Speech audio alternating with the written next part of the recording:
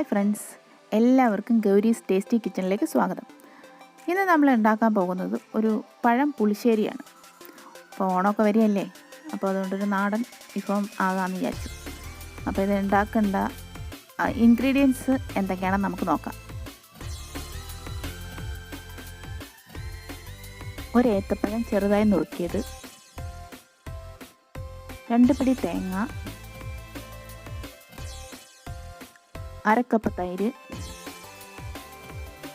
2 പച്ചമുളക്,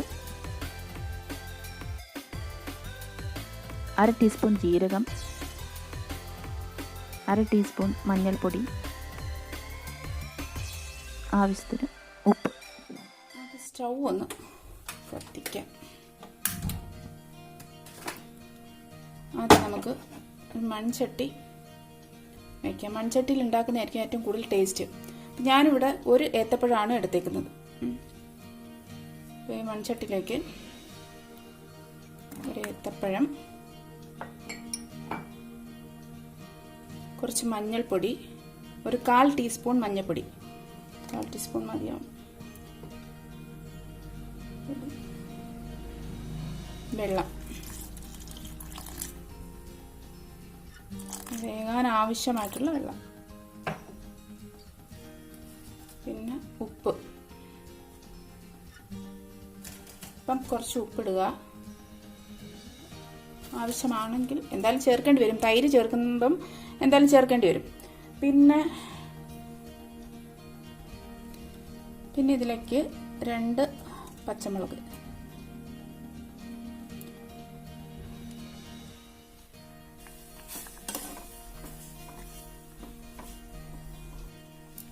അപ്പോൾ നമുക്കിതൊന്ന് അടച്ചു വെച്ച് വേവിച്ചെടുക്കാം.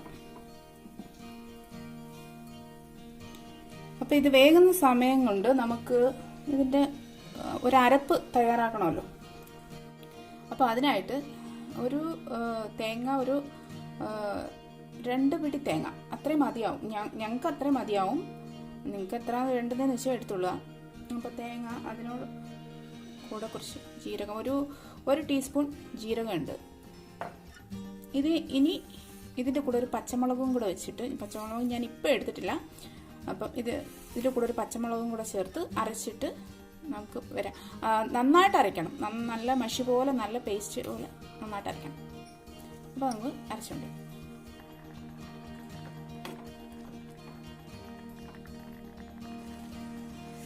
അപ്പോൾ ഏത്തപ്പഴമൊക്കെ നന്നായിട്ട് വെന്ത് വന്നിട്ടുണ്ട്. ഇത് ചെറുതായിട്ടൊന്ന് ഉടച്ചു കൊടുക്കാം. വലിയ പീസസ് ആയതുകൊണ്ടാണ് ഉടച്ചു കൊടുക്കുന്നത്.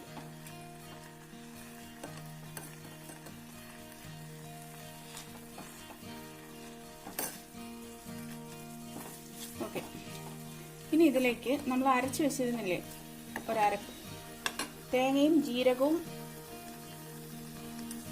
കൂടെ ചേർന്നിട്ടുള്ള ഒരു അരപ്പ് ഇതിനകത്തൊക്കെ വയ്ക്കാം.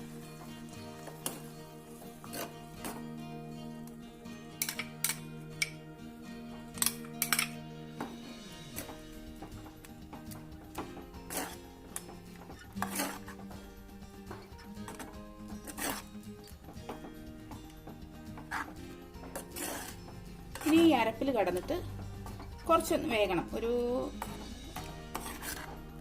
3-4 മിനിറ്റ് മതി, ഒന്ന് വേകട്ടെ.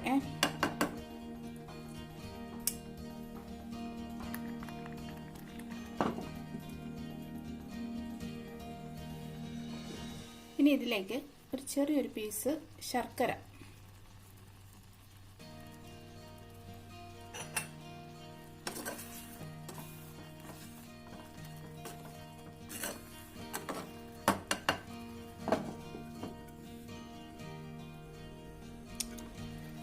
അങ്ങനെ അരപ്പൊക്കെ നന്നായിട്ട് വെന്ത് വന്നിട്ടുണ്ട്.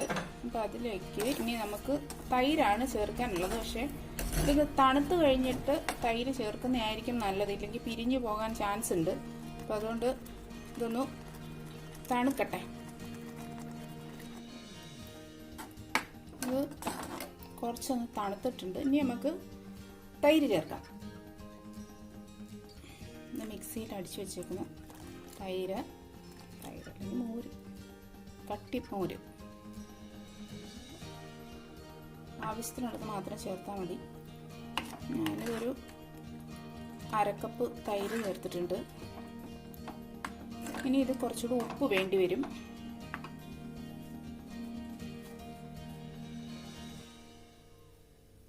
ആവശ്യത്തിനുള്ള ഉപ്പും കൂടെ ചേർക്കുക. അങ്ങനെ നമ്മുടെ പഴം പുളിശ്ശേരി തയ്യാറായിട്ടുണ്ട്. ഇത് ഞാൻ ഗ്രേവി കുറച്ച് നീട്ടിയെടുത്തിട്ടില്ല. അപ്പം ഞങ്ങൾക്കിവിടെ ഈ കൺസിസ്റ്റൻസിയിൽ മതി. അപ്പം അതുകൊണ്ട് ഇനി ഇതിനകത്തേക്ക് നമുക്ക് കടുക് താളിക്കാം. ഇതിലേക്ക് ഞാൻ കുറച്ച് വെളിച്ചെണ്ണ ഒഴിച്ച് ഇനി അതിലേക്ക് ഞാനൊരു 1/2 ടീസ്പൂൺ നെയ്യ് കൂടി ചേർക്കുന്നുണ്ട്. നെയ്യും കൂടെ വരുമ്പോൾ കുറച്ചൊരു ടേസ്റ്റ് കൂടുതലാണ്. വേണ്ടാത്തവർക്ക് ചേർത്തേണ്ട, ഓപ്ഷനിലാണ്. 1/2 ടീസ്പൂൺ കടുക്,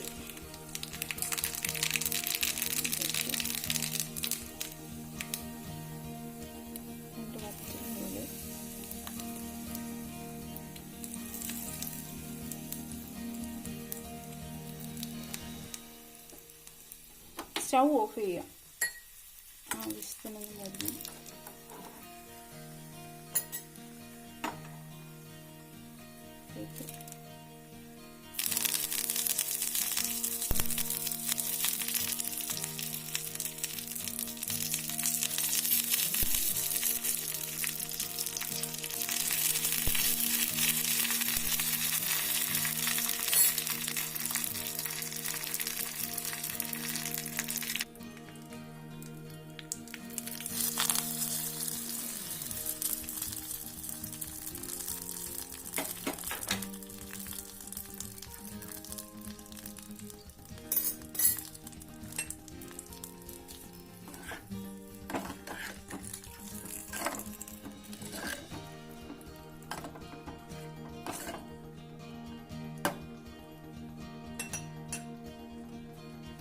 അങ്ങനെ നമ്മുടെ പഴം പുളിശ്ശേരി ഇവിടെ റെഡി ആയിട്ടുണ്ട്.